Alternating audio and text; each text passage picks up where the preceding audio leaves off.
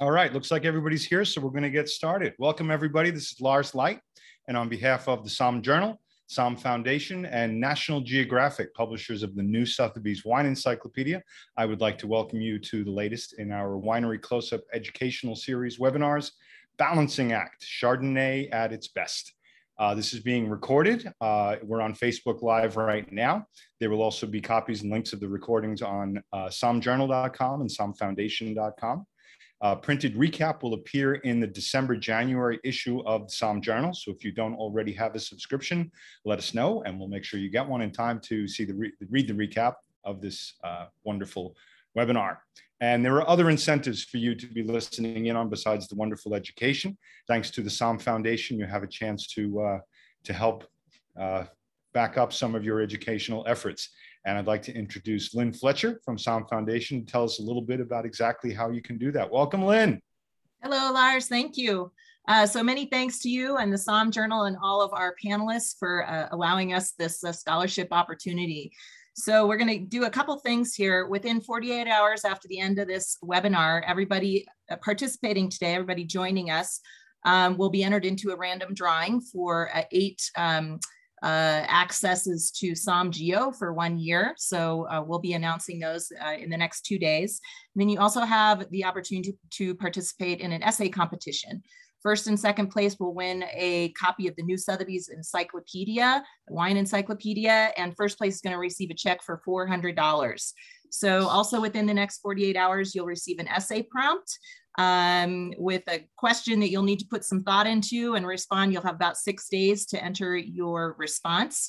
And then it'll take about a week for us to select the winners and we'll notify you. So make sure you pay attention, be engaged, and good luck. Thanks, Lars. Thank you, Lynn.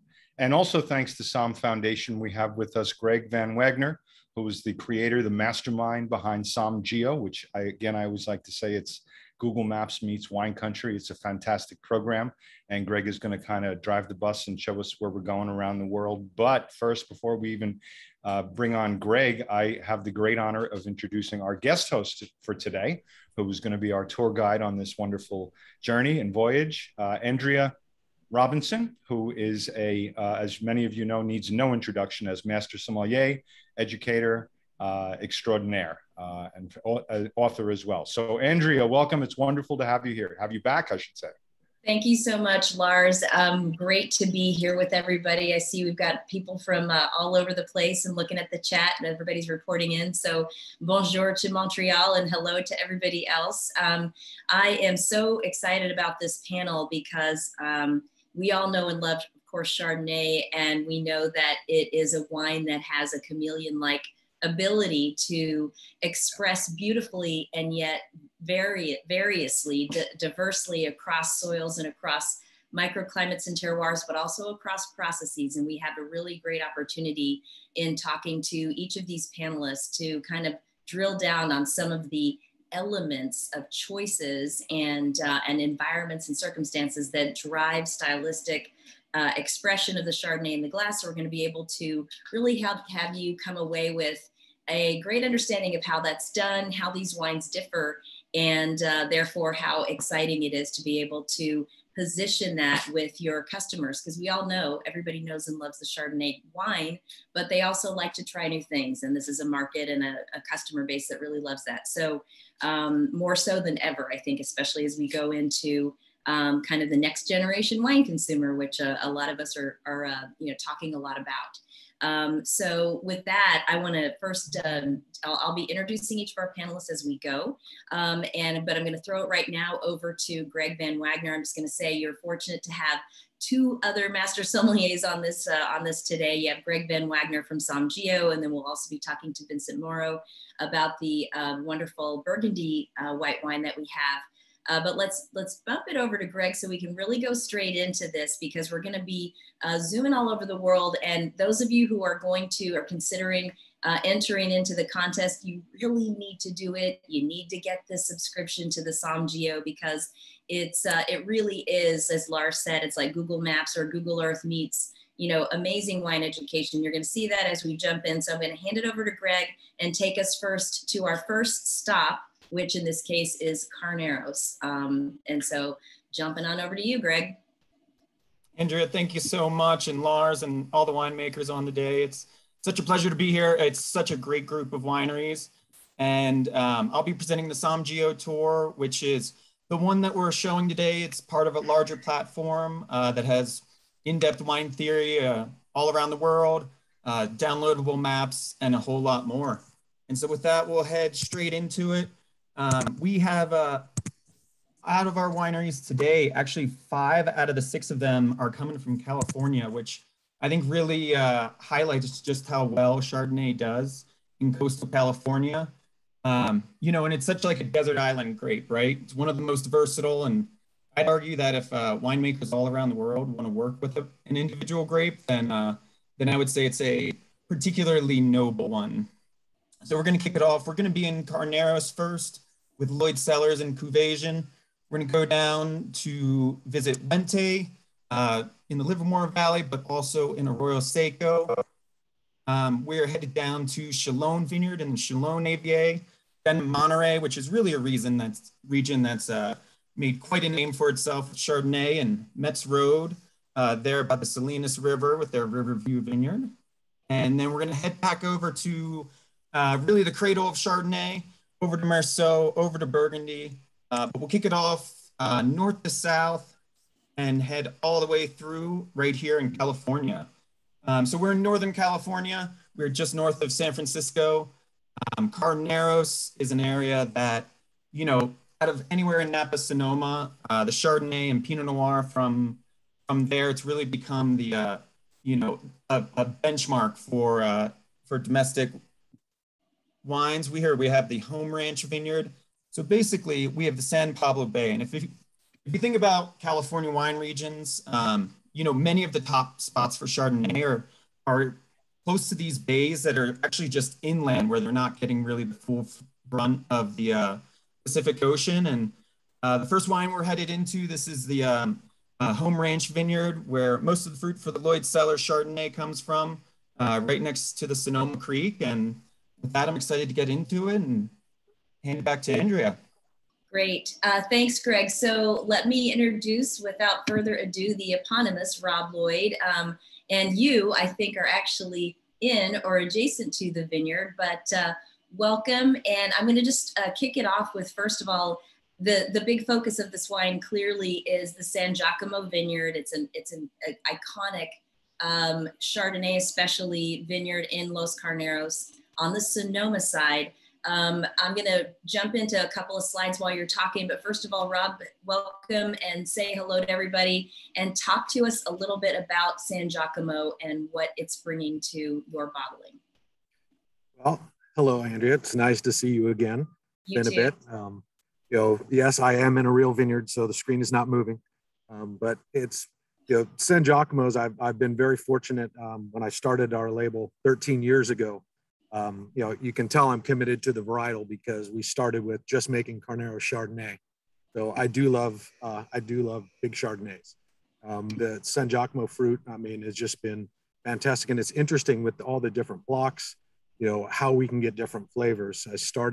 We still make most of our wine from the Home Ranch that's up there on the screen. And the Home Ranch kind of gives me the body of the wine, whereas the Green Acres is a little bit more of an east-west facing vineyard. And that vineyard tends to give us a little bit more of that kind of bright green apple. And so, you know, the thought was before I started my own vineyard, it was going to be kind of half Home Ranch, half Green Acres, you know, big body, and then a little bit of acid to help balance it out. Definitely think the wines still kind of show that. So when you're talking about body, you know, it's so much about Chardonnay, and the discussion around making it these days is about mouthfeel. And as I'm tasting the wine, you know, I'm getting the body not in terms of like heft and alcohol. I'm getting it as creamy, textured density in the mouth. How do you do that? What's the winemaking techniques that you're applying to get that structure and texture? A lot of that is through, you know, the secondary malolactic fermentation. And I'm one of those kids that went to Davis for my degree. And when I was there, you know, I was trying to figure out, because I always liked big Chardonnays, you know, California kid, and that was kind of what my dad drank. And so that's what, you know, obviously I drank also, but I ran trials adding in L-malic acid trying to make, you know, these big rich Chardonnays. And then I started working with the San Giacomo fruit and realized, oh, I don't add anything. It's just all natural. So with the high malate content with the clay soils that it naturally has, when you put it through that secondary bacterial fermentation, that's where you're really getting that kind of big mouthfeel. And that's what, to me, makes Carneros, you know, pretty special. Well, I think I'm so glad you pointed that out, because I think people don't always think about the fact that when the fruit comes in, you've got acidity, total acidity, and sometimes the same total acidity can have a lot lower or higher levels of the malic component, right? Versus tartaric and some others, but those would be the main ones. So with the malic, if you've got the elevated levels, what you're saying is that once you've done the malolactic fermentation, you have more lees that are going to be contributing that creaminess. Am I getting that right? Well, you've got more of that lactic acid that, you know, is going to be giving you that creaminess. You're getting right. a little bit more of the, you know, kind of buttery diacetyl aromatics also. And you don't have to go through 100% ml, but, you know, for doing our style of Chardonnay, for kind of making a classic California Chardonnay, I do like getting it through almost 100%.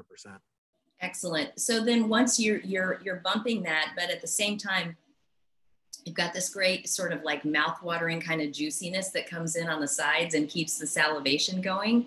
And you talked a little bit about, or the previous slide talked a little bit about the element that you're using to make sure you still have that sort of crispness. So maybe we can look at the next slide here, and you can talk about the true chard component, because that's on the other side, on the Napa County side of the Carneros region. So talk a little bit about that sourcing and what you're going for there. Yeah, you know, with Tony and Joanne, I've been sourcing fruit for them for over a decade now. Really nice people. And, you know, the vineyards are a little bit different. Tony's got a little bit more hillsides rather than kind of, you know, gently sloping.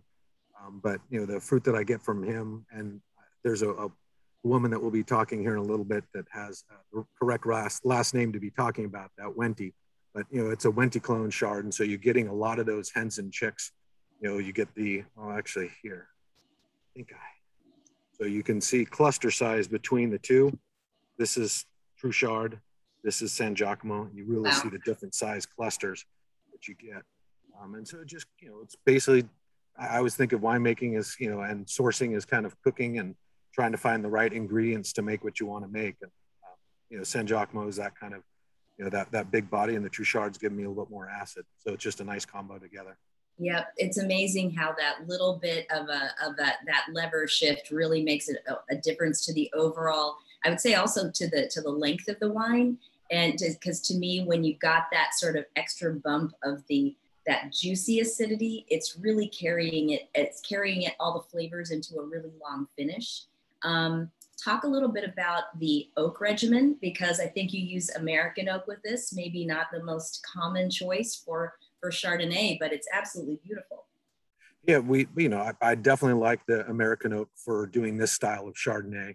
You know, if I'm making a Russian River Chardonnay, I'm not using all American. I'd actually prefer to use French, but for the Carneros style that, you know, we like to make, the American oak, you get, you have more lignins in the wood, you toast that, and you're basically, you know, getting a lot more of that richness out of the barrel. We use about 30-40% new, you know, 30-40% once used, twice used, you know, trying to have that integration, and it's the right American oak. American oak used to be a little overpowering, but you know, when it's basically kind of made right, and Demptos for me does a very nice job. You know, it really can integrate very, very well. And the integration, a lot of the integration is that, you know, we have a room that's at about 48, 50 Fahrenheit. And so we do a real long, slow ferment. Wow. And that's really how we're getting that integration.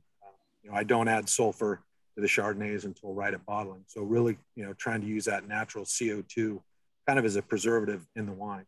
And it really does the trick. I've read a lot about and talked to a lot of winemakers who are, you know, kind of letting the fermentation length do the trick.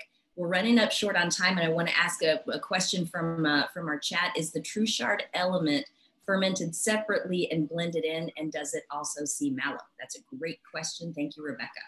Yeah, so it definitely is. All the lots are fermented separately, and then the true Chard will get added in, you know, basically right at the end. And does it see mallow also, or no? Oh yeah, no, it definitely, all the lots, probably the least amount that we put it through is 95%. So it definitely awesome. Goes through ML. Well, Rob, thank you. Delicious, delicious wine. And I can see how you're, a little bit Monet-like. You're taking all the little discrete dots of complexity and putting them in together. And you've got that nice little spine of acidity to hold it all up. So it's extremely beautiful. Thank you so much. Greg, I'm going to turn it back over to you. And we will head just a little bit over the county border into another section of Carneros, I believe. Absolutely. Yeah, we are headed just over the county border, but we are staying in Carneros. Again, just north of San Francisco, we have the San Pablo Bay, where you get these cool morning fogs that roll in from off the coast. And so, yeah, we're headed just over to the Napa side of Carneros. There's another really great view. We've got the Cuvasian estate. Cuvasian founded in 1967, and really to have 5 decades in the area is something that's pretty incredible. They're obviously doing something right. And if you think about that, 1969 was actually before the AVA system was set up. But they have this great estate just right here, which we'll get a view of in this next frame. Really, really beautiful, and excited to hear more about it. That is, I love looking at that. I have to tell people, if you're studying for anything, that tool where you've got the visual, the geolocation with the text and the educational piece is so huge. Let me introduce Dan Zapponi from Cuvasson and a long time Chardonnay and Napa Valley. He's really a homie when it comes to Chardonnay and Napa Valley, and I'll leave it at that because you're here to talk about Cuvasson today. But those of you who've heard of ZD, that's the winery he grew up in and his family was a part of, so founder of. So Dan, welcome. Please say hello to everybody. And what I want to do right away is say that these wines are totally different. They're both absolutely beautiful.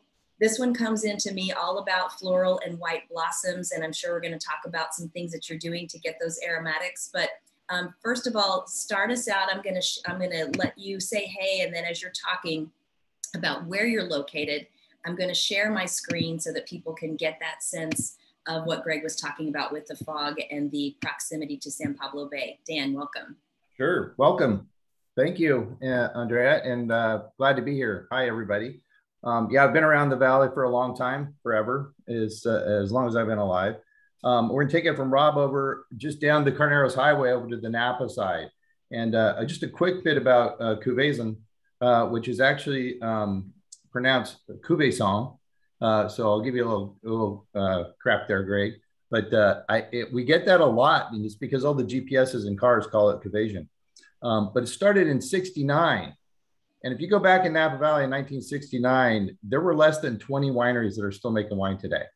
So Cuvasson was one of those shapers of California Chardonnay out of this region. Effectively, where we are at Cuvasson is a 400-acre single vineyard estate.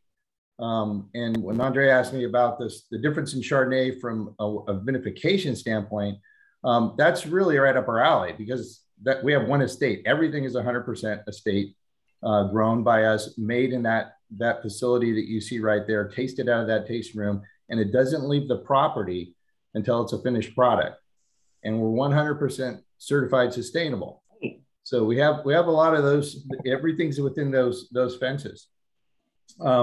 We're on the Napa side, so it's right at the base of the Mayacamas. So rather than being flat, we have 16 different hills. So I look at it like I don't know what happened. I just clicked on the link that I got from signing on.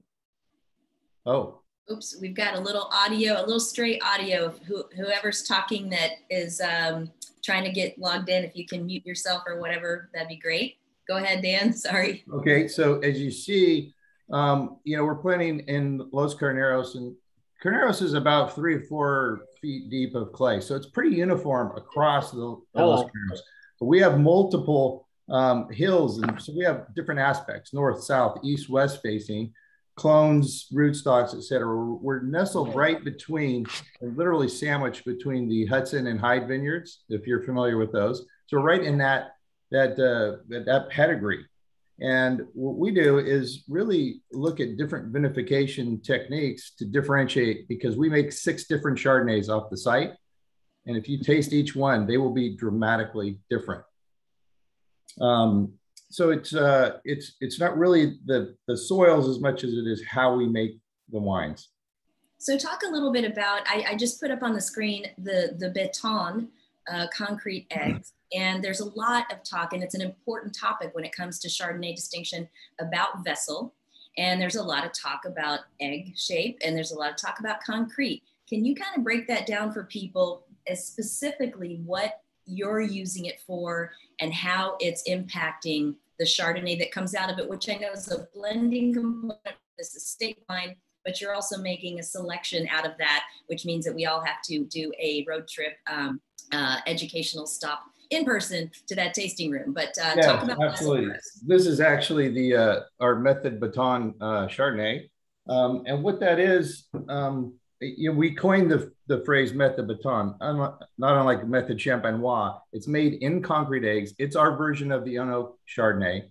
We tried a lot of unoaked Chardonnays in stainless steel, and quite frankly, those just don't work very well. And I don't like calling it unoaked. So we came up with Method Baton, and we actually stir it on the lees for an entire year. We retain the lees, and we reintroduce them to the next vintage. And the reason is because they're just starting to go through autolysis. And that's what we're looking for, is to bring that creaminess and that weight and that viscosity. It's a beautiful wine. It's very unique. It is a DTC only wine, but what happens is a lot of SOMMs and restaurateurs come to the winery, they taste it. So we do have a little side deal where we ship it direct. So it's on premise in some places, but it's a really unique wine. It's a unique trademark concept, the Method Baton, which we really enjoy.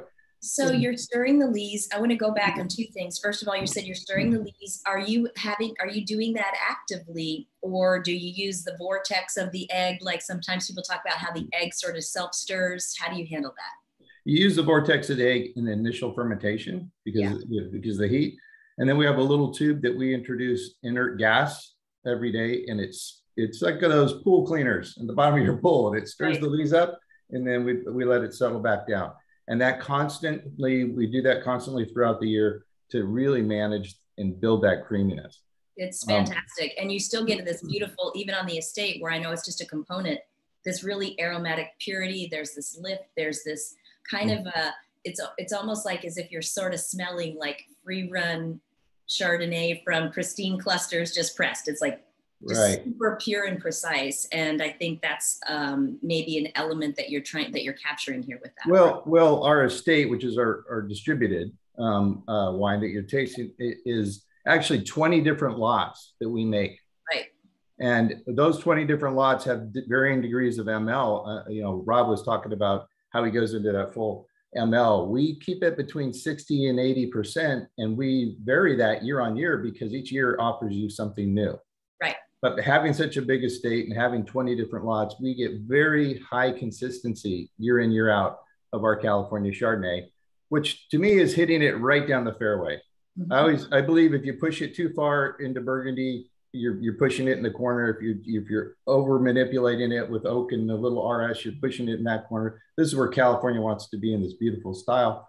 Not to say we don't make a very hedonistic of Chardonnay and a very Burgundian style as well out of the tasting room. Right. Let me ask you, so one other thing that you mentioned that I think everybody hears, I think we want to understand it a little bit. You talked about bringing the lees from the prior vintage. It's almost, Lars, you're in Verona, it's almost like the Governo, or the method of passing the lees of the wine over the prior year's lees that they do in certain appellations in that part of Italy. Ripasso, yeah. Yeah, exactly. And so, thank you, Ripasso, thank you. And, but you're doing this to capture the autolysis. Now that's the breakdown of the yeast cells that really takes you into those textural complexities, but it seemingly also protects the wine in the sense that it gives it both mouthfeel, but also less need for sulfur because it issues, manoproteins and things into the wine that let you sulfurless. So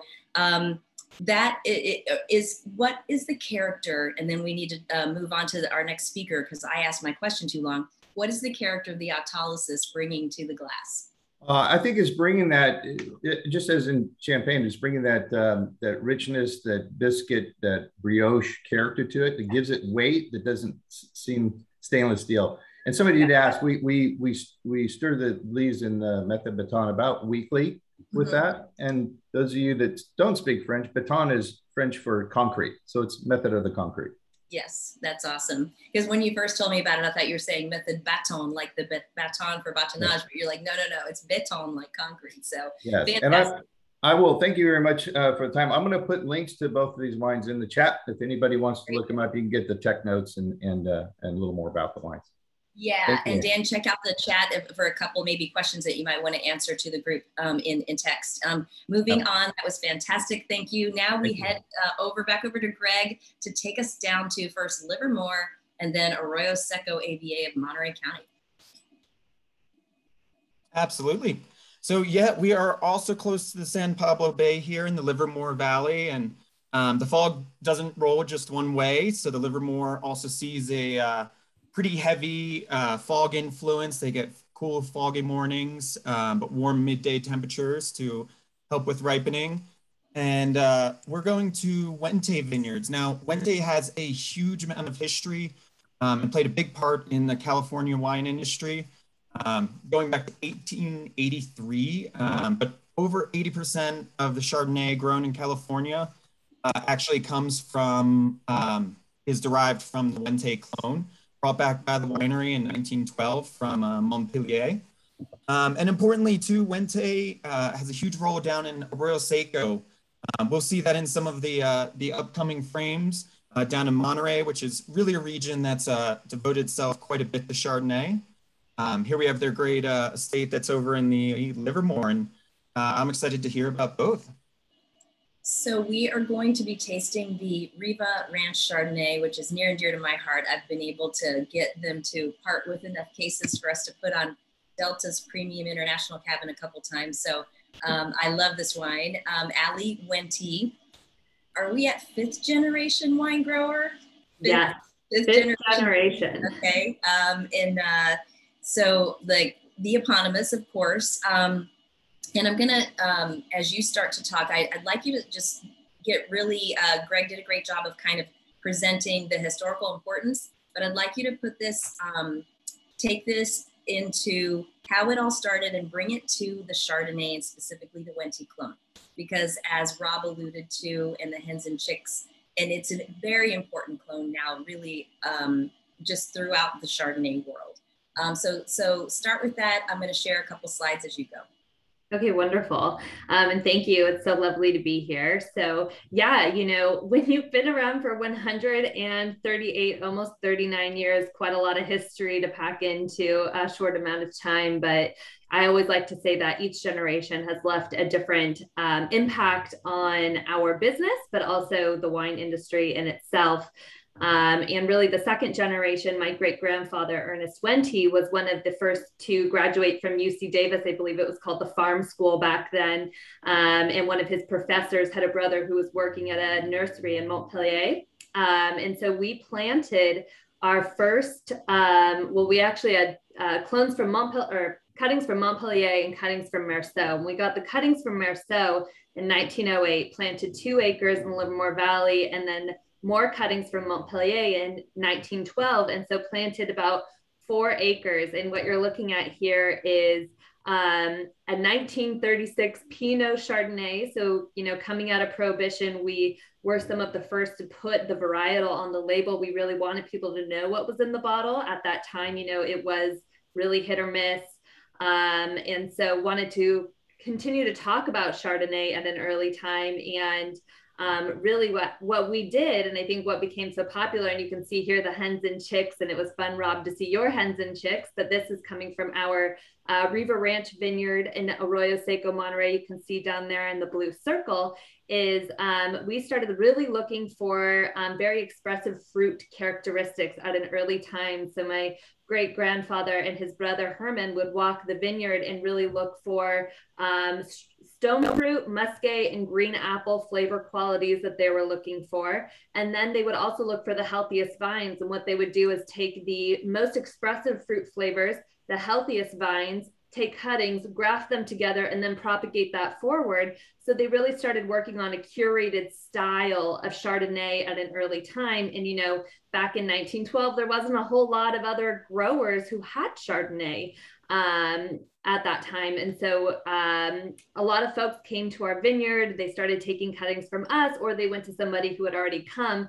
And thanks, Greg, for sharing. That is really how, you know, about 75 to 80%, we believe, of all California Chardonnay has genetic roots back to my family's property, because we really kind of started the spread at such an early time. And then, you know, because it was spreading and spreading, we started working with UC Davis in the 1950s to create a, you know, heat treated clone. And I think we had our first index clone in about 1960 or 62, and that's clone 2A, which I think is probably the most widely planted at this time.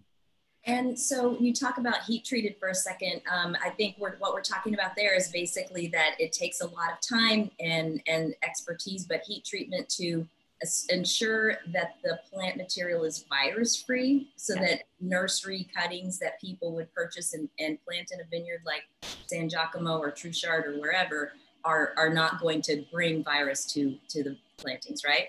Yes, absolutely. Very important, especially, you know, in the 60s. Yeah, exactly. There's a lot of talk about how that there was a lot of infected material. Didn't make the wines bad, it just made them different, and it made farming them complicated, for sure. It's funny, and I think fitting that you said that we're at, you know, that some of the original plant material comes from Merceau. We're going to be obviously visiting that region here shortly. And I'm getting this kind of like this sort of nutty base note in the wine, which I've always really loved. And I think it makes it also gives almost a little bit of a savory quality, which, you know, the beauty of barrel fermented California luscious stone fruited Chardonnays is that they're delicious to drink on their own. But that nutty base note also always brings me into the savory family. And I know you guys are big on the culinary scene, all right? Carolyn, your aunt, wrote one of the early wine country culinary books, and she's just a force. Tell me a little bit about that and that flavor element and how you guys think about it when it comes to food. Oh yeah, absolutely. I mean, I think, again, when we talk about the legacy that each generation left on the business, the third generation, or the fourth generation, excuse me, my aunt specifically kind of headed our food and wine scene and founded a restaurant in 1980 that was very much farm to table before farm to table was a thing. I mean, we had our own cattle company, and we were using that beef to supply the restaurant. We had a, you know, acre garden that we were organically growing and bringing into the restaurant and pairing with our wine. So it's very much been at the core of what we do.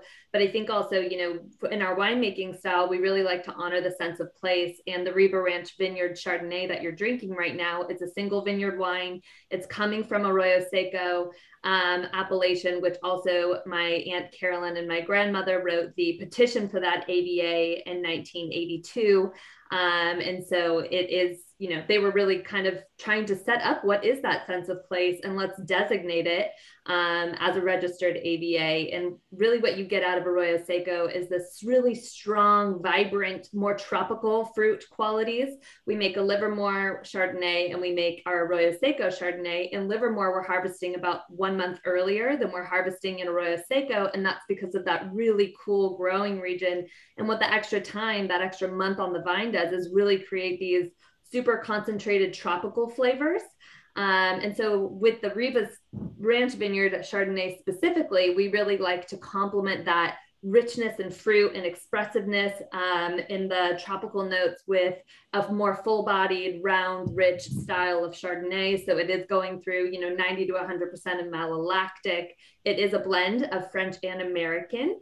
So we also use some American oak. And actually something that we like to do is put a little touch of Gewürztraminer in there, like 2%. That really kind of helps the aromatics jump out of the glass and create a really unique style. It's really cool. Yeah, and we've got like just a tiny bit of time left, so I'm going to ask you real quick to talk about sustainability. It's really a mantra for everybody on this panel and everybody in California winemaking, but I like that we're taking technology, but also the learnings of the historic past to make our farming sustainable for the future. And I see you've got a falconer here that obviously is used for critter control. Just take 20 seconds and tell us about that. Yeah, so we have a wonderful falconing program, and I'll just start by saying, we have about 3,000 acres of estate vineyards that we farm. We're certified sustainable in the vineyard. We're also certified sustainable in the winery.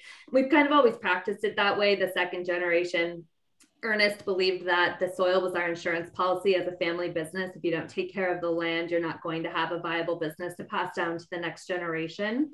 Yeah. So, the falconer, I think, is a really fun way that we take care of the critter control, the pest management in the vineyards in a really natural way. This is Jaina. She works sun up to sundown with her birds. And they're really fantastic and beautiful to see out there. We also have owl boxes on the property. And then, technology, I think, is going to be a huge part of sustainability in the future. What you're seeing here is the Monarch tractor that is zero emission and can be driverless in the vineyards. And we were an early partner with them and let them practice and kind of figure out their technology on our property. So I think we had actually the first tractor that they released to a partner was to us. So it's just, we have a strong commitment to continuing to take care of the land, take care of our business, take care of our employees, our community. And that's all a part of sustainability. That's something we're really proud of. Thank you so much, Allie. Fantastic. And we are going to transition now, and the wine is delicious as well. We're going to transition now to back to Greg, who's going to take us to a neighboring wine region and an eponymous wine region to the winery Chalone. Greg Van Wagner, because then our winemaker guest is also Greg. Absolutely. Yeah, so we're headed down to Monterey. And one really interesting part here, we have the Monterey Bay that you can see just at the mouth of the Salinas River. And this is as deep as 2 miles deep and very cold water. So it's pretty rare to see that deep and that much cold water just so close to the land. In Monterey itself, right here in the yellow, that's Arroyo Seco, where the previous Riva Ranch was from. But we're headed to the Chalone AVA, right near the Pinnacles National Park. It's in Monterey, but it sits above the fog line. And Chalone is the sole commercial winery in the Chalone AVA. They often get 40 to 60 degree temperature shifts. And one thing that's really interesting in this area too is they have quite a bit of limestone, which I think really, once you look at United States wine, is pretty rare to see. And now we have really, really beautiful view of the vineyard right here. And with that, I'll hand it back to Andrea. Awesome, thank you. So Greg Van Wagner, thank you. I'm going to introduce everybody to Greg Freeman from Chalone Estate. It's the first California winery that I ever visited. And so you said it's a little off the beaten track and you don't get as many visitors as you'd like. I found my way there because we've had the Chalone Estate Chardonnay on the wine list at Windows on the World for many, many years. So Greg, the other Greg Van Wagner did a great job of introducing some of the elements of what's unique about the estate. I'd like you to take us into where you're at from an elevation perspective. I'm going to show a couple slides and then we're going to get into the soil as well, but also vine age, which is something that not that many California winemakers get to talk about. And so let's start there. Let's start with the Chalone AVA and specifically the varied topography and where it sits from an elevation perspective and how that impacts your conditions. Greg mentioned the cold influence of the Monterey Bay. And so I'd like you to take it from there. Thank you, Andrea, and good morning, everybody. Great to be here. I have so many things I could say about Chalone. I don't even know where to start, but I'm new up there. I've only been there. I started at the end of February. So this is my first harvest up there. So I'm learning everything I need to learn about Chalone. This year, this is my first harvest there. Everything is going great. You know, I was across the valley for 15 years over at Han. And so I very much see a lot of my, you know, this winemaking from the point of view from across the valley. And as Greg Van Wagner said, you can't really overstate the impact the Monterey Bay has on the Salinas Valley. The cold, freezing cold water is generating all this fog that just sort of shoots up the valley every day. And whereas the Santa Lucia Highlands is a little more bathed and marinating in the fog from the early morning hours into around lunchtime, Chalone, actually from this photo, you're looking across the valley at the Santa Lucia Highlands and Arroyo Seco in the background. So here you can see that we're just sort of right above the fog line. And this is really what it looks like every day for the last 3 months. I drive out there in the thick fog coming from Monterey, Carmel area, and I drive through the fog, and then right when I get to the winery, I kind of like shoot up through the clouds. It's really extraordinary. And, you know, all that early morning sunrise, since the sun comes up, it's getting sun. So very different. It sits above the fog line. It's not as windy as the valley floor. It's not quite as cold as the valley floor. Whereas most of the rain from the ocean, any moisture and rain sort of smears itself all over the Santa Lucia Highlands. By the time that it makes it across the valley to the Gavilan Mountains, it's just dry. So not much rain. In addition to all that, there's this unique limestone deposit, geologic sort of strata going through the vineyards. So there's these pockets of limestone. There's these little rolling hills, like tiny little bitty hills that are kind of rolling all over the place with vineyards all over them. It's really an unbelievable property.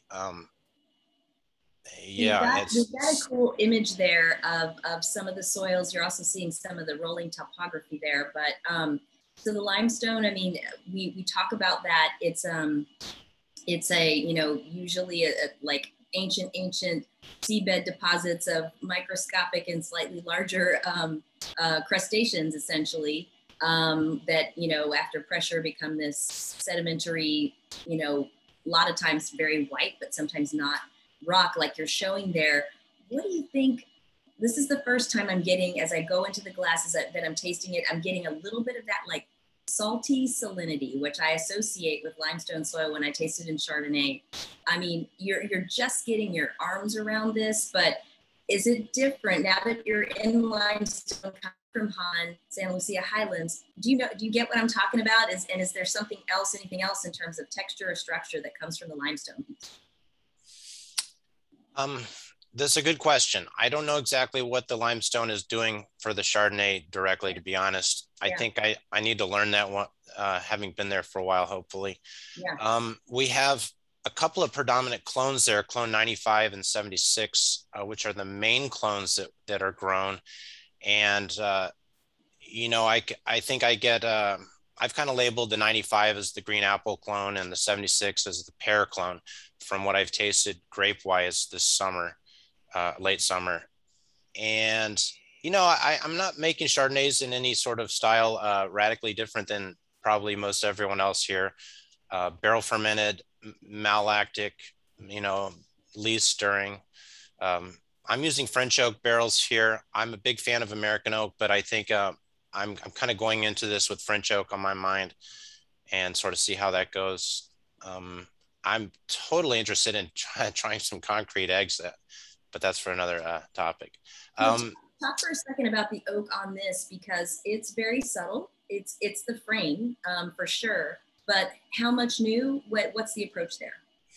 I think that 30 to 40% new French oak is probably going to be appropriate for what we got going on up here. You know, certainly love to show off the terroir and the uniqueness of the site without burying it in oak. But, you know, oak is a magically delicious part of it. So I like having that in there. You know, try and find that balance between it being oaky and wonderful and delicious without it sort of masking the Chalone character. Right. And you talked about that earlier when we were just jumping on and checking all of our sound. You talked about that the harvest was really cranking and pumping along, and a lot of your neighbors, including Casey, who's going to be coming up here, are sort of a few weeks behind you. Do you think that's because you're above the fog line, and so are you getting more sunlight hours and radiant photosynthesis on the vines than your neighbors? I think that's got to be it. It's really hot up there, and it's starting to ripen from the moment the sun comes up. It's just ripening away. In hindsight, I probably should have started harvest, a week before I actually did. We had a couple of really hot weeks there, and everything just got ripe right away. Right. The Pinot and the Chardonnay. So it's all coming in thick and fast, and we're just trying to keep up. But probably in hindsight, it wouldn't have hurt to maybe gotten going probably August 25th. But hey, that's part of the learning process. Right. We do have these really old vines there. Yeah, I know this isn't about Chenin Blanc, but we've got Chenin Blanc from the 1919. They planted these vines, and the Pinot Blanc from the 60s, and Chardonnay from the early 70s. So it's amazing. It's like a heritage site out here. Amazing old vines. And with that in mind, you talked about having tasted, having to, you come in March and they say, oh, we need to make a reserve. So find the barrels and blend one for our reserve for the next release. And with very little experience, and you told me that you tasted the wines that you ended up selecting, or the barrel lots that you selected.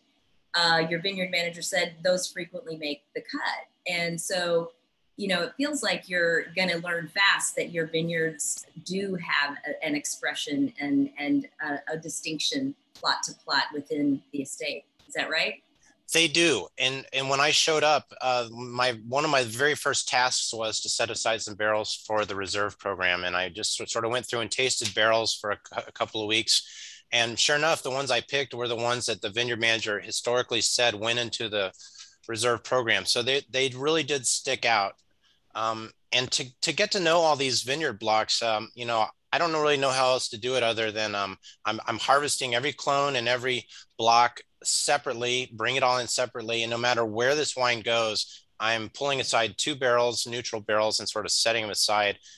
So out of 50 vineyard blocks, I'm probably going to have, 100 barrels, what I'm calling my spice rack, so that hopefully people will come out, sommeliers and, dignified palates will come out and check out all these vineyard blocks. So next year, I really know what I'm talking about.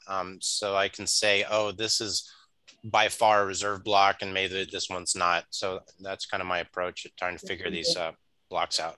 Very exciting. Well, I was going to say that sounds like a field trip that the SOMM Foundation needs to put together for our inquiring palates.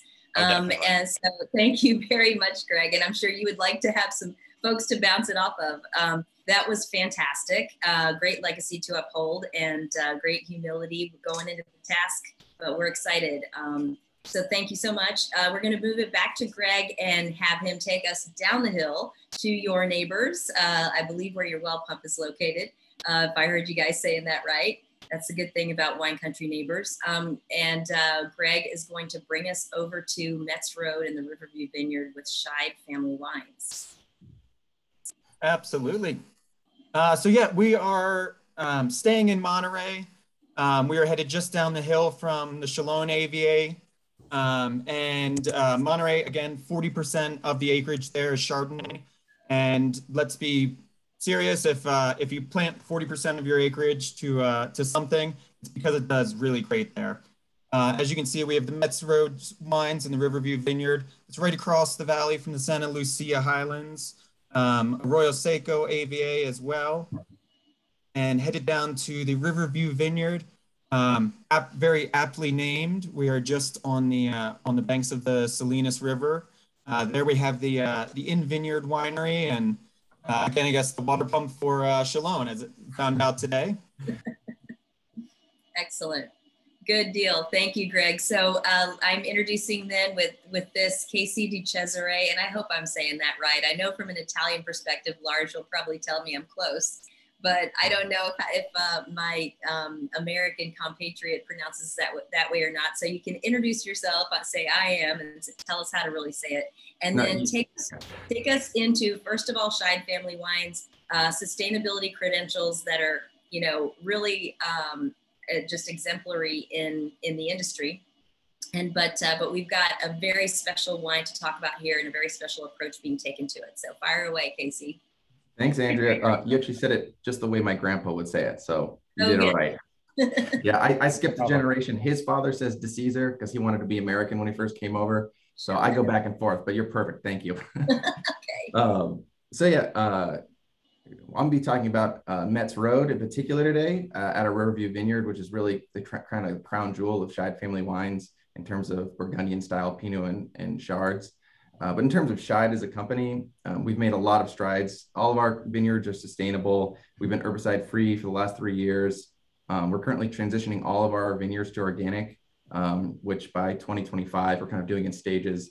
We have one vineyard that's already organic that just brought the fruit in last week for, and we have a wind turbine that actually powers our whole facility, and then the equivalent in another 125 homes in the area. So sustainability, just like Wente and you know, everybody else in this panel, it's a really big deal for us here, and it's a great part of being on this team. Excellent. So take us to the Riverview Vineyard. You said it's the crown jewel. I can see that, but talk about why. What's special about it? Sure. Yeah. So that vineyard for us is our second most northern vineyard, and with its location being kind of the eastern side of the Salinas Valley, you know, Greg had referred to, you know, that fog that rolls in every morning, and we get a lot more exposure in terms of sun and wind too. So talking about that blue canyon of the Monterey Bay, that's super cool. And then you've got hot, you know, Paso Robles, which is down the valley, you know, about 100 miles almost. We're about 50 miles to our production facility.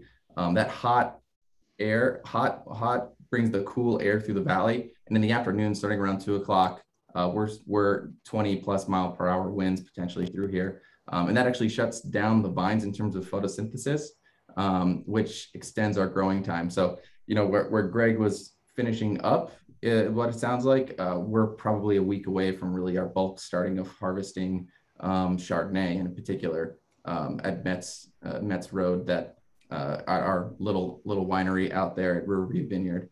So you mentioned we'll about and Greg made the distinction, said last windy, being familiar with those conditions, and you said it shuts down the vine. So, and my understanding is that the stress of the wind basically keeps they kind of close up their transpiration cells, and so they're not releasing moisture, which is good, but they're not also photosynthesizing. Is that right? So they're slowed way down. Yep, exactly. Yeah, so all those contribute to that extended growing season, yeah, which delays us from, you know, literally just up the mountain. You know, you turn up the road from Riverview Vineyard, you go right up the hill, and that's Greg right at the top. Yeah. And we're right at the bottom of that, right below him there.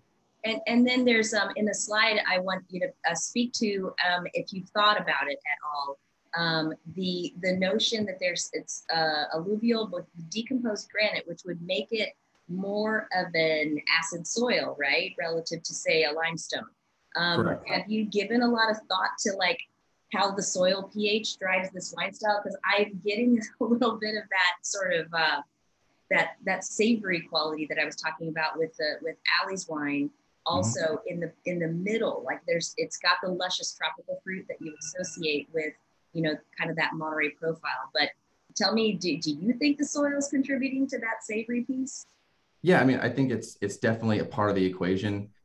This brand is all about terroir, and so capturing what the soils are doing, what the climate is giving us, and also what makes this brand in particular special is we are really trying to get that terroir. So in congruence with all that, we're doing a fully native yeast fermentation, and so all those things are contributing to what that style of this vineyard is giving you and contributing to everything that you're experiencing.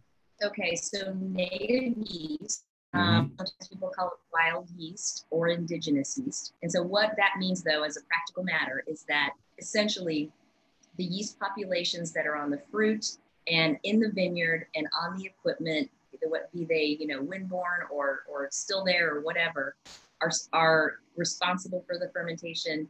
And correct me if I'm wrong, but usually it starts out with yeasts that aren't traditionally used for wine, non-Saccharomyces strains.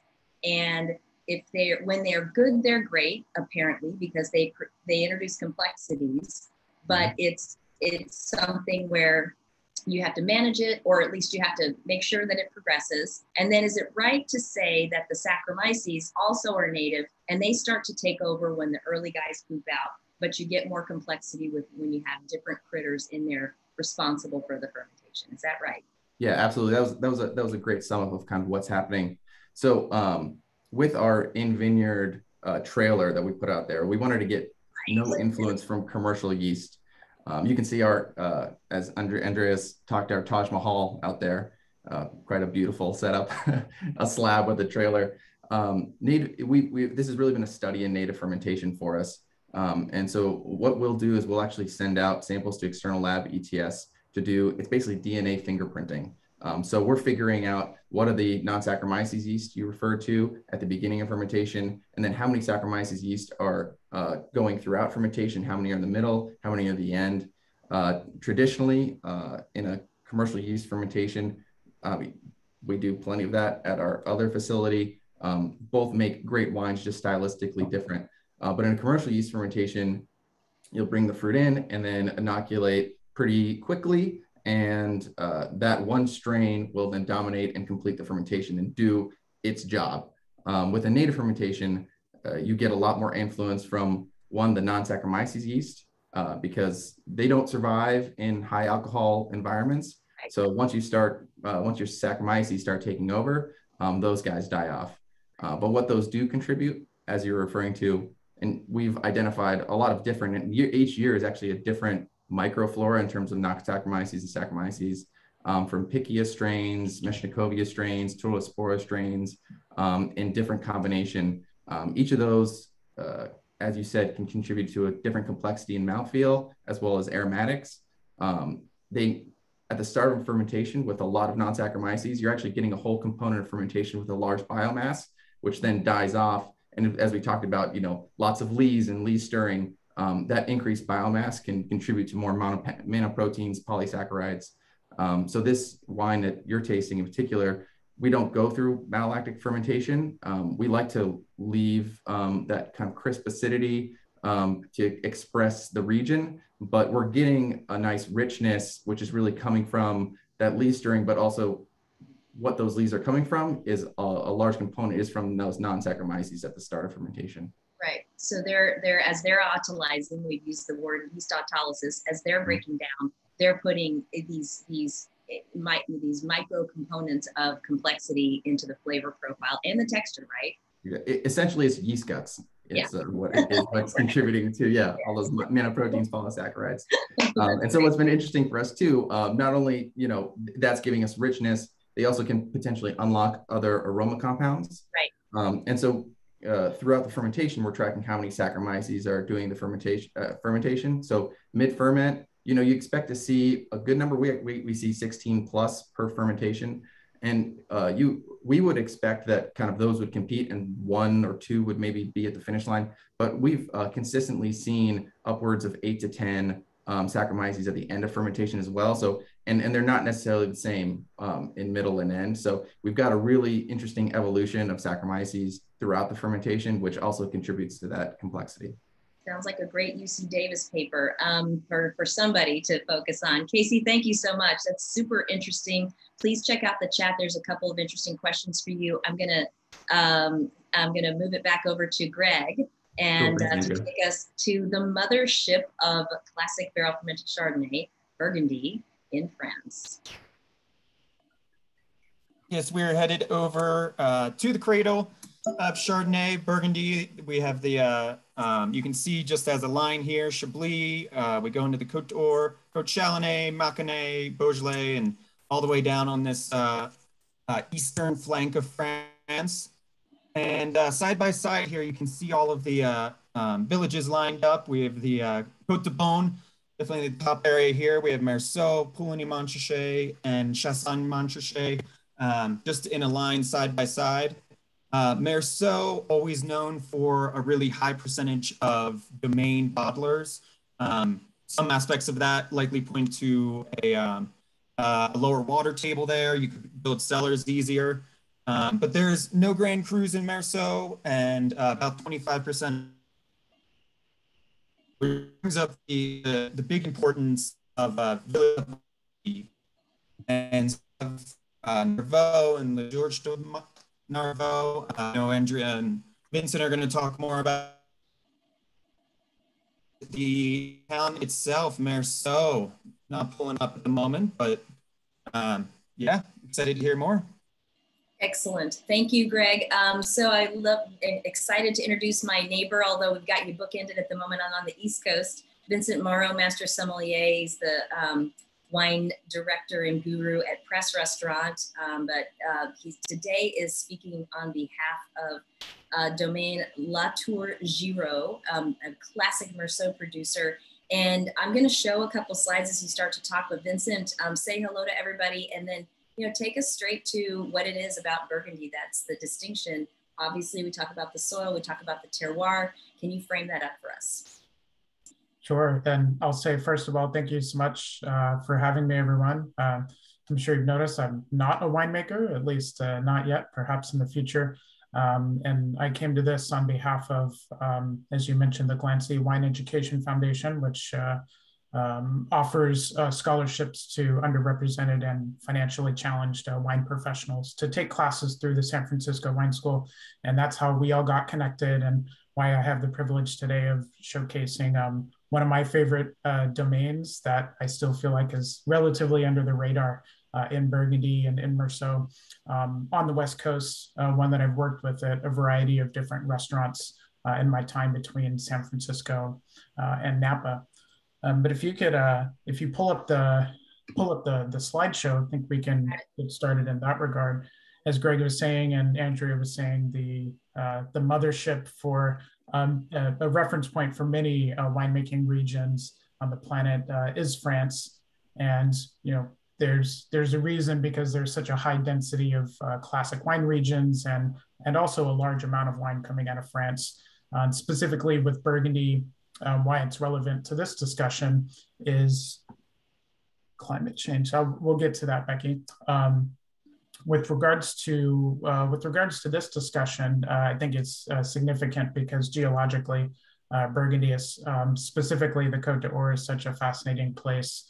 Burgundy, or the Côte d'Or, was formed during a geologic event when the Alps were formed, and it's an interesting kind of anomaly in that the Côte d'Or didn't push up; it was actually remained stationary while pieces of earth around it receded. So it exposed this this seabed that had existed there 200 to 250 million years ago. So as Greg and Casey were speaking about limestone, that is a significant part of why Burgundy and the Côte d'Or specifically is important.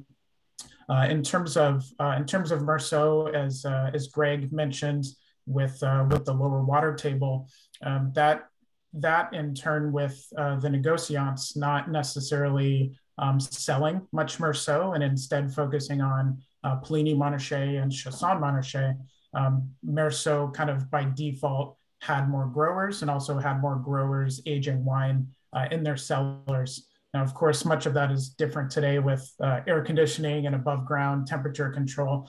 But historically, Meursault took on more of a richer, broader character because of its aging process in the cellar. And so if we had, like, as I'm tasting this, and we've got now the image on the side here where you said they don't have Grand Crus, but if you look at the left third of your map that's really nicely labeled, you see that strip of Premier Crus, the Perrier, Geneviève, Orzo. And then we've got this wine, the Les Narvaux, Les Gorges de Narvaux, coming from this upper, so that's higher up the slope, correct? And a little bit cooler relative to the Premier Cru band, is that right? Exactly. So, throughout the Côte d'Or, it's this kind of perfect middle band of vineyards where we see the large majority of Grand Crus and Meursault, the Premier Crus, because typically at the top of the hill, there's not enough topsoil for vines to really get enough nutrients and dig far down enough into the water table. So you'll usually, and again, this is a generalization, but the wines from the top of the hill can be a little bit thinner, not as complex, more acid driven. And then the wines at the bottom of the hill, where there's an abundance of nutrients, there's an abundance of water in the soil, they kind of have too much really help. They don't struggle enough like the vines right in that special centerpiece of the hill. I say this is an exception with Le Tour-Giroux because their Les Narvaux bottling comes from the one parcel in Narvaux called Les Gorges de Narvaux, which, yes, I got my bottle too. And we'll see in the next slide that Les Gorges de Narvaux has this really incredible conflection point of multiple soil types that other parts of Meursault don't necessarily have. And as uniform as this might look, it's not actually the case for what's underneath the vines. There's such a kind of a mix or stratum of soil types. And you'll see that it's separated from Genévrier right below it by a fault line that consists of the Comblanchian limestone, which is that impenetrable, extremely lacking in its water absorption, and just something that vines can't grow on unless there is fissures in the soil or there's enough topsoil for them to do so. But as you travel up the hill into the smaller parcel of Les Gorges, there's a couple of interesting things here that jumped out at me. The main one being that line J5 that goes right through the middle of the vineyard. Right. There's actually iron in the soil. There's iron pellets that formed during an anoxic or a period during the Jurassic limestone era where there wasn't oxygen, so much of the sea life died off, and then you started to have iron formation. And you don't really see that too much in the Côte d'Or. There's a little bit in Pommard. There's a little bit further south in Les Perrières, but it's a bit of an anomaly overall in terms of the soils and in Burgundy and in Meursault. And I feel like there's some of that here in Le Tour-Giroux bottling, and that this higher elevation. Les Gorges is also a touch steeper than the rest of Meursault, and it gets better sun exposure. So there's this balance of tension and energy, but also power, and somehow maintaining elegance and all of that is really. Yeah, I was just going to say tension between the natural richness of Chardonnay and the maybe the Meursault appellation, but then that iron element bringing a little bit of restraint or a tautness that just takes longer to maybe emerge. So this would be a wine that you would say, give it air if you're serving it young. Serve it food, right? It's beautiful though. I mean, it's just an expression of Chardonnay that's super fun. And here's where I'm getting a lot, like I talked a little bit about it before, but here I get a lot of that sort of salinity or that savoriness in the middle. Real quick, because we're running up on time, but I thought the exploration of the limestone variations is really interesting because you mentioned the fault line, and a lot of that comes from just like a lot of faulting and folding that gives you different bits and pieces of the soil exposed at the Earth's surface hundreds of millions of years after the fact. Winemaking here, we talked about native yeast with the Metz Road. Here, obviously the same thing, indigenous yeast, and they're starting the fermentation in stainless steel, but then transferring to barrel to finish, and then adjusting the batonnage or lees stirring and the new oak percentages depending on the year. Super, super minimal intervention here though, overall, correct? Yeah, absolutely. And, indigenous, or I like to think of ambient yeast, just whatever is in the environment, I feel like is a better word I could have used there. But yeah, they're organic, sustainable farming. The racking isn't done until the summer after the harvest, so they're not constantly racking. So you have all of these solids and compounds that can lend more flavor, even though you're kind of running the risk from a bacterial standpoint. And then they use about 20% new oak on their village level wines, and then a little bit more on their premier crus, but they're really not in general using too much new oak. And then in terms of their bottling, there's a 6-month window of when they're bottling their wines at the domain, and they're doing it all by hand. So they're not necessarily saying we have to bottle everything in September because it needs to have 3 months and bottle before release. Their Jean-Pierre, who runs the winemaking, is looking at how are these tasting and are they ready to be bottled within a time frame of reason of those 6 months. So I think that's kind of cool because, and to your point, like when the wines are barreled like they're doing it, those lees, they have to watch it, and it's risky, but it's also can be protective to some degree so that they don't have to sulfur as much. And I know everybody's headed that direction. We've heard these themes a lot here. We've talked about the sustainability. We've talked about the very careful and deliberate and thoughtful management of lees and approaches to vessel that are very much tailored to the block, and generally a lot also about soil source and where that fits. Elevation has been also a theme that's really across the board been a big deal here. So I think we've come away with some pretty cool themes of the overall approach to Chardonnay and accomplishing its capabilities, which are extraordinary. We haven't talked about things like Chablis or Champagne, right? But it just shows you that it really is a grape and a wine of process, but it also therefore takes the mental agility and creativity and studentness of these different winemakers to really focus in on the little touch points that can make a big difference and also can capture the authenticity of what the fruit that they have to work with and the site that they have to work with. And every single one of these wines has been a wine with a real site distinction. And that's real special for us to be able to dial this in. So with that, I want to thank all of you, all the panelists, Rob, Lloyd, Dan Zapponi, Allie, Greg Freeman, Allie Wente, sorry, she's like Cher, I call her Allie, Greg Freeman, Casey DeCesare, and Vincent Morrow, because you've been amazing in really sharing all of this with us. And I'm really grateful to Lars and the SOMM Journal for this opportunity, for the SOMM Foundation to put the extra panache of SOMM Geo and the opportunities for people to access that. I'm going to turn it back over to you, Lars, and just want to say thank you to everybody. This has been amazing. Well, thank you, Master Sommelier Andrea Robinson. Wow, you did a truly masterful job drawing some great information from this extremely impressive panel. We had some real rock stars on there today, and great information came out. Greg really helped bring it to life. Greg Van Wagner helped bring it to life with SOMM Geo. What a wonderful educational opportunity. And speaking of opportunities, remember to get your essays in. Lynn, you want to give us a quick reminder on the deadlines involved and the requirements? Yeah. Thanks, Lars. So yes, we'll be sending out an email within the next 48 hours with the essay prompt, and you'll have 6 days to send in your response. So they'll be due by Wednesday next week at midnight. And good luck. We look forward to hearing from you. Awesome. And just a reminder that this has been recorded on Facebook Live.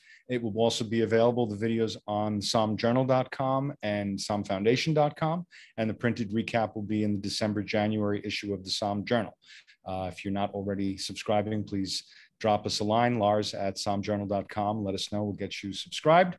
Thank you on behalf of the SOMM Journal, the SOMM Foundation, National Geographic, and New Sotheby's. Join us October 12th for the next webinar in our series about Big Reds, Old World versus New World. Thank you all for tuning in. Andrea and the panelists, thank you again. Thank you. Good day, everybody. Take care.